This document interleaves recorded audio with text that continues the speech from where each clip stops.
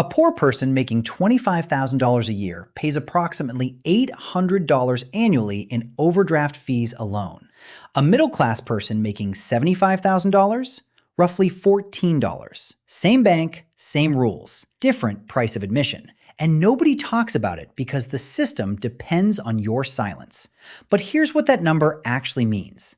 It means the bank has built an entire pricing structure around poverty. It means the less money you have, the more the bank charges you to hold it. It means the system isn't broken. The system is working exactly the way it was built to.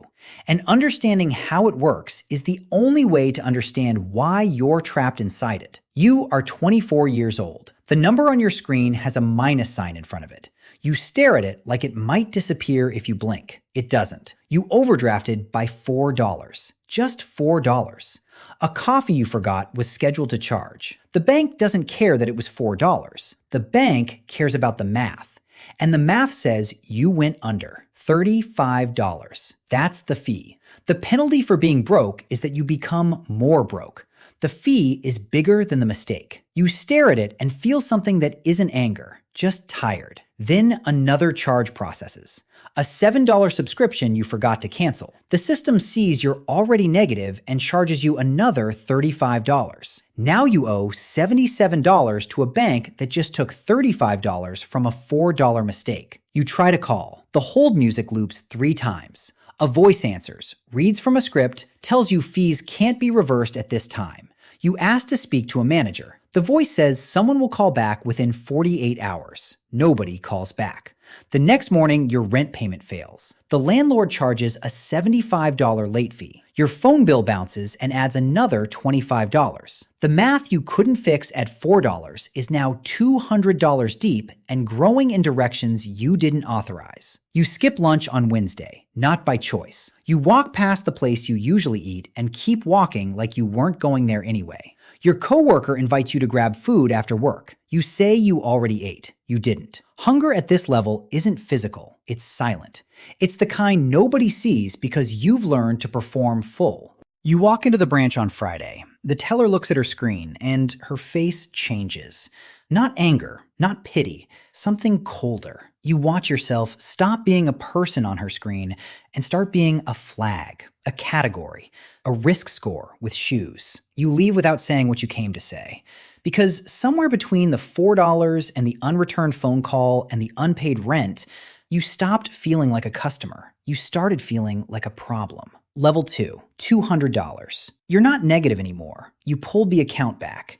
20 hours of overtime to make $200 stay positive for 1 week. You did it. Nobody clapped. Nobody noticed. The bank notices, but not in a good way. The maintenance fee hits anyway. $12, sometimes $15, quietly withdrawn. The minimum to avoid it is $1,500. You don't have $1,500, so the fee stays. You are paying a bank to hold the money you barely have. You log in and see it disappear overnight. No warning, no notification. The system doesn't explain. It executes. You apply for a credit card. They offer you a secured one. You have to give them $300 of your own money so they can lend it back and charge you 24% for the privilege. You read the offer twice. They want collateral from you to extend you credit from your own pocket. You don't take it, which means when your tire blows on a Tuesday morning, you can't put it on plastic. You ride the bus to work 3 hours late. Your manager doesn't fire you. He just looks at you a little longer than usual. You walk into the branch to ask about the fee. The teller is helping the customer in front of you, smiling, asking about their kids. When you step up, the smile changes, becomes professional, trained. The energy in the room shifts, and you feel yourself become a different category of person without anyone saying a word. She processes your request in 40 seconds.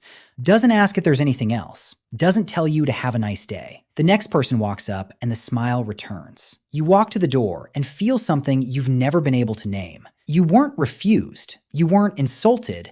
You were just moved through like luggage on a belt. The bank doesn't see you as a customer at $200.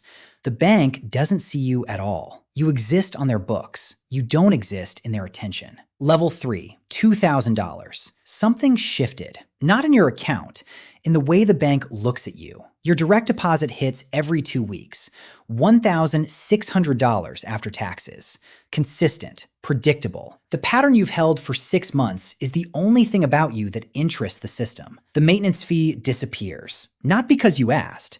The system saw your direct deposit and waived it automatically. Nothing changed except your behavior matched a profile that earns the bank money, so they let you keep yours. The credit card offers start arriving. Real ones this time, not secured.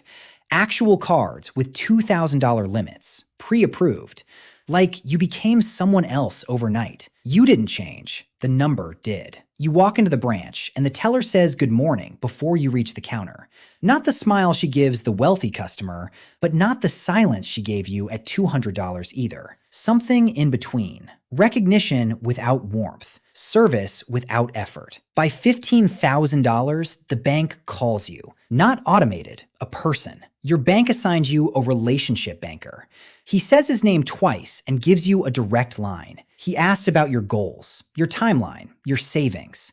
He wants to schedule a meeting. The same institution that ignored you at $200 just dialed your number first thing on a Tuesday. The interest rate on your next loan drops. The price of money got cheaper. Not because you negotiated, because you stopped being a risk. A fee shows up on your statement. $32. You email your banker. 3 hours later, it's reversed. No form, no phone tree, no script. Just a reply that says, taken care of. The same fees that drained your account for years are now optional. The system didn't change. Your tier did. Here's what the banks don't want you to understand. They're not mean to poor people. They're indifferent. And indifference at scale looks exactly like cruelty when you're the one living at the bottom of it. The system has tiers. At the lowest tier, you pay for the privilege of being poor. Overdraft fees, maintenance fees, minimum balances you can't meet, credit offers that trap you deeper. The bank makes money off your desperation. The less money you have, the more they charge. It's not a bug, it's the business model. At the middle tier, the fees disappear because you're now profitable without them. You make enough that the bank wants your deposits, your credit, your loyalty. They start calling you. They start competing for you. You're not invisible anymore, but you're also not valued. You're just a customer with a predictable income stream. At the top tier, the bank doesn't just serve you, the bank protects you. The bank bends rules for you. The bank consults you on emerging markets and investment strategies. You're not a customer anymore. You're an asset they defend, because losing you would cost them more than serving you. The system works perfectly. It extracts from the poor, indifers to the middle class, and invests in the wealthy. And the cruelest part? The poor person and the wealthy person are doing the exact same thing, banking. But the bank has decided that your poverty is a product to monetize. Somewhere right now, someone has a minus sign in front of their balance. They overdrafted by $4. A coffee they forgot was scheduled to charge. The fee hits within the hour, $35. They stare at the screen. They feel something that isn't anger, just tired. They try to call. The hold music loops. A voice answers, reads from a script, tells them fees can't be reversed at this time. They don't know yet that the system isn't broken. The system is working exactly the way it was built to. They think they're failing. They think they're not disciplined enough, not smart enough, not worthy enough to have money. But the truth is simpler and more painful. The truth is that the bank decided a long time ago who deserves money and who deserves to pay for not having it. You are the same person at every balance. The bank just decides who you are based on what's next to your name. The bank doesn't change at every level. The bank reveals what it always was. It's 7 a.m. on a Thursday, and you're standing at the bank counter holding a notice that says your checking account just cost you $35.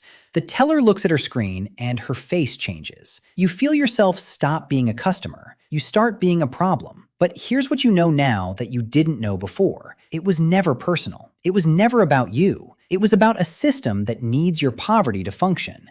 And the only way to escape it isn't to earn more money, it's to understand how it works. If this story made you think differently about how the system actually works, hit like and subscribe for more stories like this one. And I'm curious, have you experienced this exact moment? Have you felt the bank's face change? Tell me in the comments. Thanks for watching, and I'll see you in the next one.